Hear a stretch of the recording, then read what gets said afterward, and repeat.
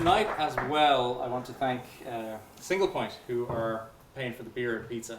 This is a really, really important topic for a lot of stuff that we're doing, and it impacts microservice architectures in a big way, because a lot of the stuff that we do involves immutable data, and how do you put that together with the need to delete the data afterwards? Thank you, Richard. Just need to add a slide on immutable data, and we're done. Sorry. Yeah. My name is Alan McKenna. As Richard said, I'm a software developer and data protection officer. Developer first, moved into data protection over the last few years, mainly through client needs, and also found that there was a natural crossover between my background in software development and many of the facets of what we need to be aware of for data protection as well. Thanks very much for coming. I do appreciate it. I was wondering how GDPR would weigh up against beer and sunshine, and it's great to see at least a few faces here, so thanks for taking the time. Especially after a busy month where you may feel we've reached peak GDPR. Your inbox is being flooded with emails demanding your attention, and I'm sure very few of them got it. There were so many there. But it is really now about putting that kind of fear and panic behind us and just looking at what do we need to do to get down to the business of data protection. From a development perspective, a software engineering perspective, I think a very relevant part of the regulation is the privacy by design aspect. And we can think of it as privacy engineering. Can I get an idea of, in the audience, anyone involved in privacy by design in their organizations? It relates to Article 25 of the GDPR, which is data protection by design and by default. Privacy by design being the overarching principle, and data protection by design and by default being the legal obligation as it surfaces in the GDPR.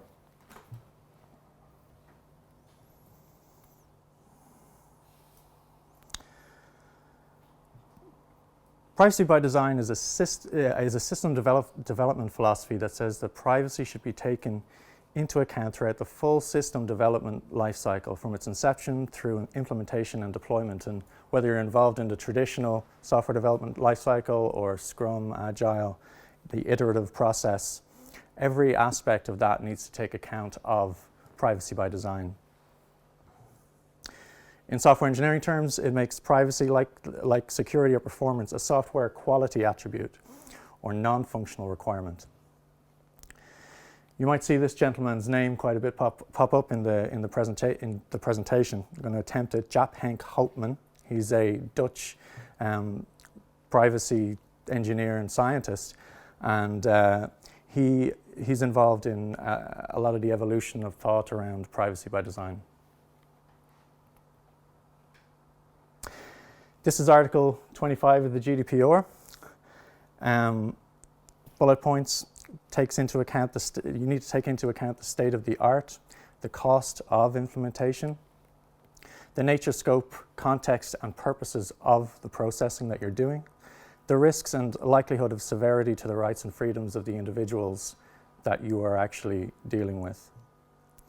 You need to use appropriate measures at the time of determining the processing that you're going to undertake and at the time of processing itself. So we need to be thinking about how do we, throughout the project lifecycle, apply privacy by design principles. To understand the why, we need to understand the what. Privacy by design, it promotes privacy first, it's user-centric, and it's security-focused design. This is the what. What is personal data? Any information that can be used to identify an individual. We need to be cognizant that personal information is borrowed, it's not owned. Us as businesses need to understand that we're custodians of the data. We don't own it. We have permission for a period of time to use it, given by the individuals themselves. There's special categories of personal data as it relates to, they're called special categories under the regulation, and that relates to racial, ethnic origin, political opinions, sexual orientation, religious or philosophical beliefs, or trade union membership, genetic data, biometric data, and health data. Now that's going to affect a lot of organizations that process those particular types of categories, and they're deemed special categories that need to be given extra protections and considerations in how you, not just how you protect it, but also how you collect it and how you demonstrate that you are accountable in how you collected it. Can I jump into questions? Sorry. Sure. Instead of waiting to the end. If you have avatars, right? People upload pictures of themselves. By definition, you're then getting racial or ethnic. You effectively have that data. Yeah. So how does it? I mean, it's in the image effectively. Sure. And images are personal data. Yeah. So certainly, if you are inferring that from the images that you're collecting, you need to be probably collecting explicit consent of the individual. Right. It comes down to the purposes you're collecting it for, the lawful purposes you're collecting it for, how you're informing the individual about the purposes that how you're going to process that information, and the rights that you give the individual over staying in control of their information. And so, yes, you may have an image, and as you say, the technology is there to infer from that image, but it comes down to what processing are you actually doing on that data.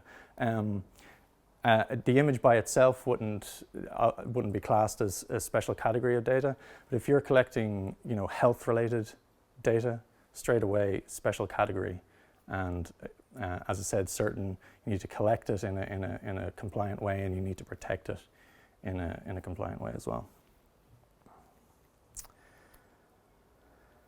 As engineers, it's easy for us to think about the security aspect and not so much the privacy aspect of data protection.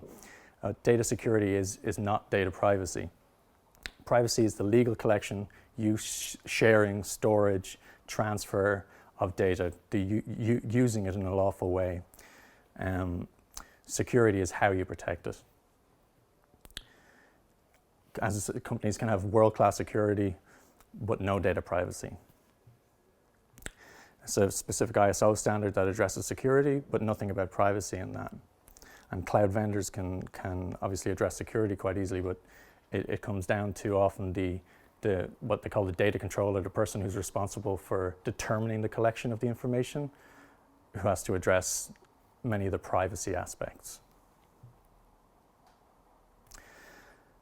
It's probably worth running through the top level principles of data protection.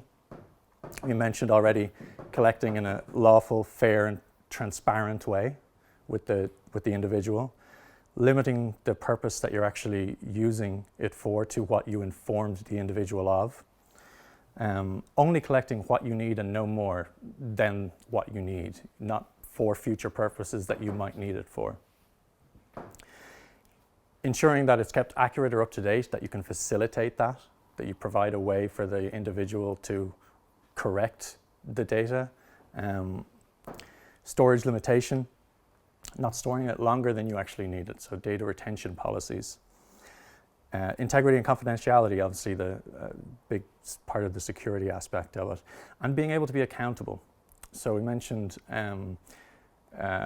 health data, collecting health data. A good example would be you need explicit consent when collecting health data. But what's explicit consent without being able to prove you have explicit consent? You have to be able to show that you are accountable for the information that you hold. So that comes down to record keeping.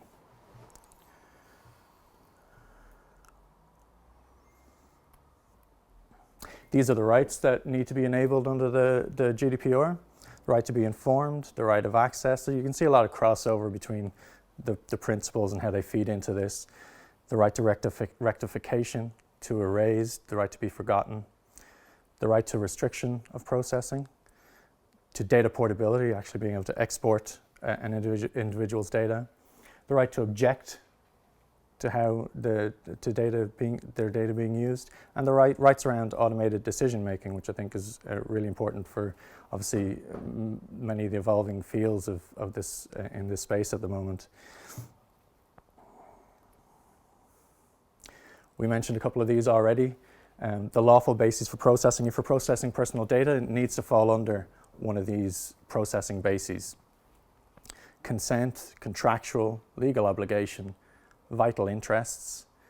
Vital interest is going to be a real kind of edge case for many people because it really comes down to, is the individual's life in danger? That you need to process their information. Public interest and legitimate interest. Many bases there. Some are more appropriate than others depending on the type of processing that you're doing, and so you really need to look at what are we doing and what's fit for purpose here.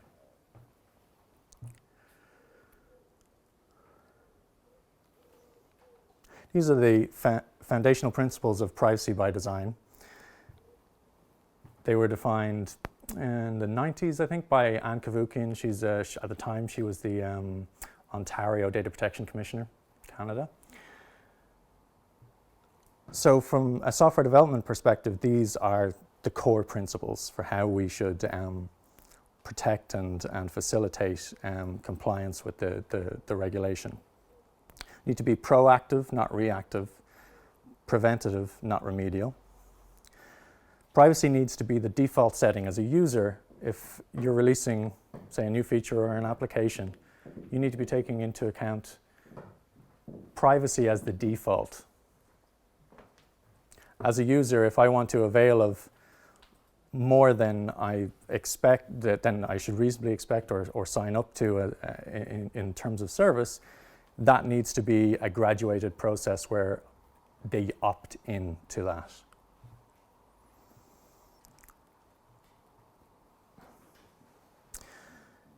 Full functionality isn't necessarily is positive sum, not zero sum.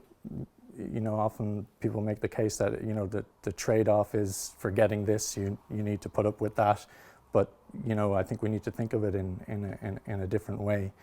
And we need to look at providing end-to-end security. So obviously data in transit, at rest is standard. But beyond that, we need to think about, well, what other protections can we put on the data that we are that we're processing? Often it's risk-based. Encryption, when we're talking about databases, we could be coming down to column-level encryption, depending on the data that's in there. That has implications for, you know, if you want to make things searchable, have them in an index. There are trade-offs to be made there, you know, to guarantee that you're giving the right amount of privacy to the individual.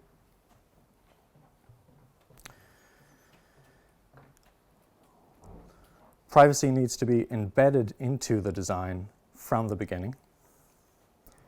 There needs to be visibility and transparency and respect for the user's privacy. So they're the core principles. It's a quote from the US Federal Trade Commission 2012. Privacy by design must be something that an engineer or website developer instinctively thinks about when writing code or developing a new product. Respecting privacy must be considered integral to the innovation process. It helps lift the burden of privacy protections off the shoulders of consumers. Too often, privacy protection depends on the notion that consumers can read and understand the legalese and the lengthy privacy policies, which we're all familiar with.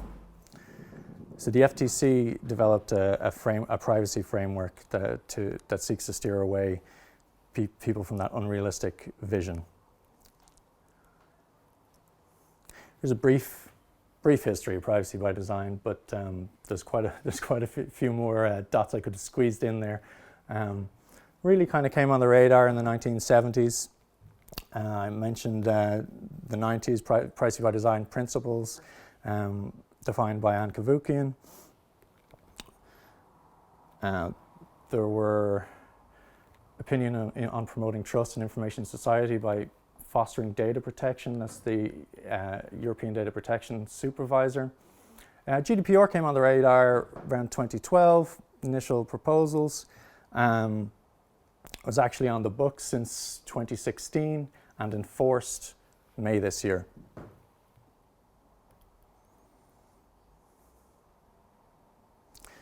So privacy by design, or its variation data protection by design, is regarded as a multifaceted concept involving various technological and organizational components which complement privacy and data protection principles in systems and services. Applying the principle of privacy by design can translate into practical guidance to define a methodology to integrate privacy and data protection requirements as part of projects aiming and developing and operating a process, procedure, or system processing personal data. It helps identify and implement adequate technical and organizational measures to be integrated into those processes and procedures to protect individuals and their data. And technological innovation can be a tool to support those measures. So integrating the support for privacy in the management and governance framework of an organization by identifying tasks and defining allocation and allocating resources and responsibilities are key to a successful privacy by design program in an organization.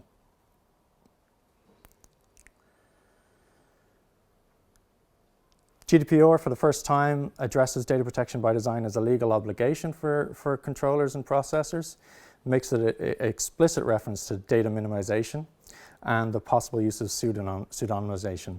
On top of this, it introduces the obligation of data protection by default, going a step further into stipulating the protection of personal data as the default property of systems and services. Going a little bit on a tangent here, going to talk about the transparency principle and actually how we might go about implementing that on the front end. What considerations do we need to have? Consent is one of the lawful bases for processing. Often it's going to be an appropriate basis where, contract or legitimate interest doesn't quite fit, and it's more appropriate that the individual is able to withdraw their consent at any time. Consent is quite a high bar for processing personal data in terms of the standard of processing it. It needs to be freely given. There can't be an imbalance of power, so it's probably not appropriate in an employer-employee scenario. It needs to be specific, collected for a granular purpose, and unbundled from terms and conditions of contract. People need to be informed, you need to be transparent, who's processing, and inform the individuals of their rights. And to actually give consent, it needs to be a clear and affirmative action that the individual makes to give that consent. You need to explain why you're collecting their data, how you're processing it, where does it go after it's collected, does it go to third parties, does it go out of jurisdiction, even outside of the European Union. The guidelines recommend that you layer this information. So typically you'd be familiar with, here's our privacy policy, open up a new tab, read 100 pages, come back to me tomorrow and continue. That's really, they're trying to get people away from that, and it comes down to engineering solutions to do that.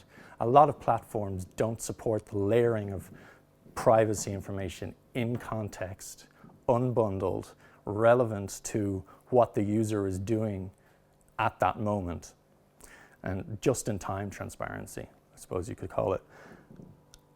So that is something that I think software engineers can think about as to how they provide that on the back end for actually constructing the layering of that information, the enable the creation, the storage, and the delivery of it. You can see an example here of maybe applying for a job, a simple web form wireframe. And just click back here, if I were to click into the privacy policies, read and agree to the purposes that we're collecting your information, actually delivering that in maybe a modal, layered approach, easier to do in potentially mobile apps. I have some background in content management systems, and a lot of the time, they don't support that at all, and it's very much kind of just throw it all at the user and let them figure it out. But I think we can do better. So not so much just breaking down the privacy policy, but giving transparency information related to exactly what that user is doing. They're applying for a job here. Let's tell them not your whole organization's privacy policy, but here's the reason we're collecting your information. Here's how we process it. Here's the retention periods, and here's your rights. Here's who we're sharing it with and why.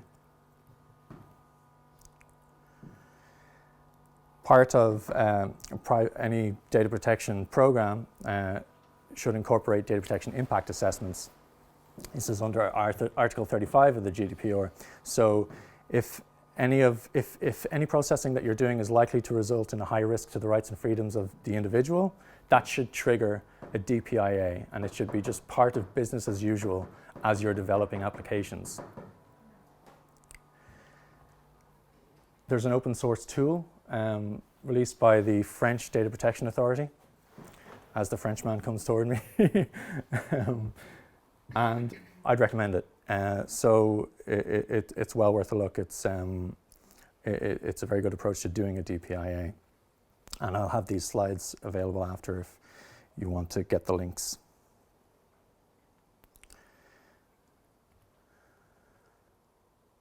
So there are privacy methodologies out there.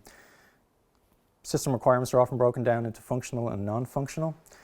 Functional requirements define the main business purpose and the specificity of the system to be developed, and non-functional is where privacy and data protection should be considered.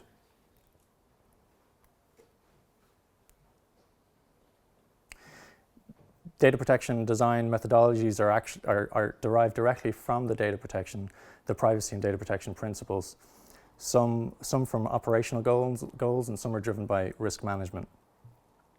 And as we said before, there's a need to consider the whole life cycle of a project, from initial planning to actually retiring, to sunsetting and retiring that project.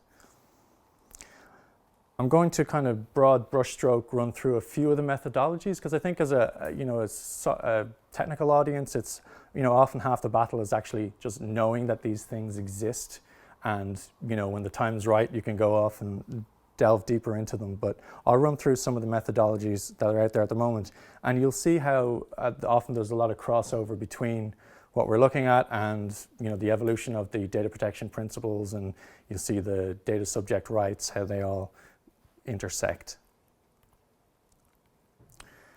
So the Fair Information Practice Principles, FIPS as they're known, there's a couple of variants out there used by the US Department of Homeland Security and the US Federal Trade Commission. Principles include access and amendment, being accountable, authority, minimization, quality and integrity, individual participation, so the actual individual is fully engaged and understands what processing will occur and their rights. Purpose specification and use limitation, a lot of crossover there with what we were looking at previously. Transparency and security. The NIST privacy engineering objectives is a bit an evolution on FIP. It's intended to supplement it. It adds the concept of predictability, manageability, and disassociability onto that framework. There's OECD guidelines. Again, you'll notice a lot of similar principles there. There's the Institute of Electronic Engineers, 6 Goals for Privacy Engineering.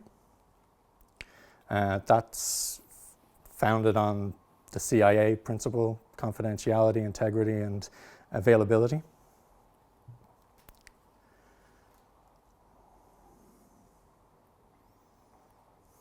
It builds on that with the concepts of unlinkability, transparency, and intervenability. Another methodology out there is the Linden methodology. It's an acronym for linkability, identifiability, non-repudiation, detectability, disclosure of information, unawareness, and non-compliance. I'd really recommend diving in a bit deeper into these methodologies and seeing if their framework would fit how your organization works. Which one is closest to the PIA method of approach? Was it the Linden one? Linden is a risk-based approach. Yeah. So yeah, absolutely. Yeah. Also, the gentleman we mentioned earlier, Jaap Hopman, has his own privacy by design strategies, which is literally, this slide is worth looking at as well. There's 8 strategies involved in that. And I think as software engineers, we're well familiar with patterns and practices and strategies in engineering. And so this kind of stuff makes sense to us. These are the Hopman privacy design strategies. You can see how they relate to the data subject and the business, the data controller here, and what we should be concerned with the processing in between. Those strategies involve informing, control, minimize, separate, abstract, hide, demonstrate, so again being accountable, and enforcement. A good resource for this, for various patterns around privacy, is privacypatterns.org.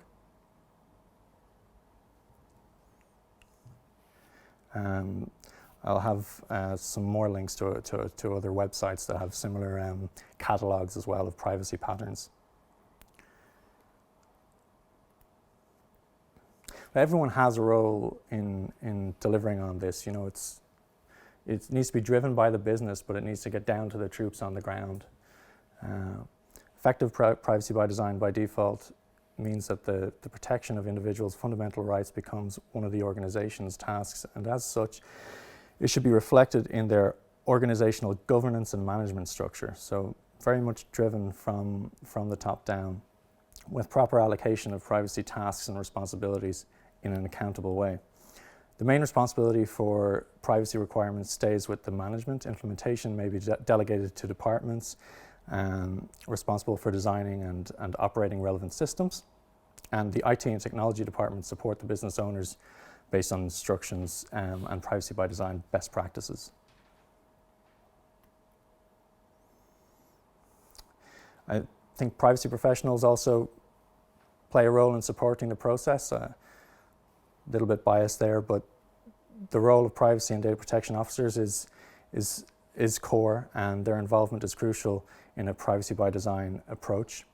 They should be involved in the loop from the early stages when organizations plan systems for the processing of personal data, so that they can support the managers, business owners, IT and technology departments. Privacy really needs to become a part of the business's DNA. That is a core thing to take away. We need to be thinking any time that we are processing personal data, we need to be applying one of these methodologies and measuring what we're doing against those principles.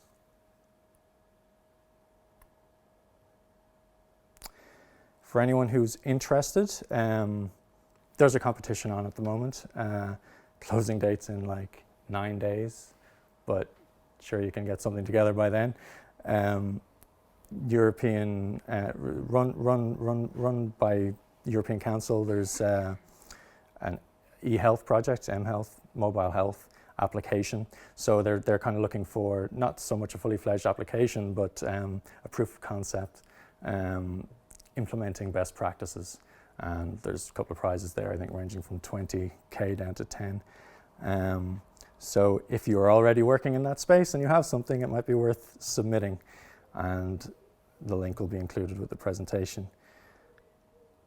So yeah, that is it for me. I probably didn't mention, so I have a couple of hats. I work with Fort Privacy on the team there as a data protection officer. I work myself here as my personal website, serveit.com, and there's web application and data protection services, and are brought together under that. You can find a link to the slides there if you're looking for any of the resources that I mentioned as well this evening, and you can find me at any one of those links. So thanks for listening.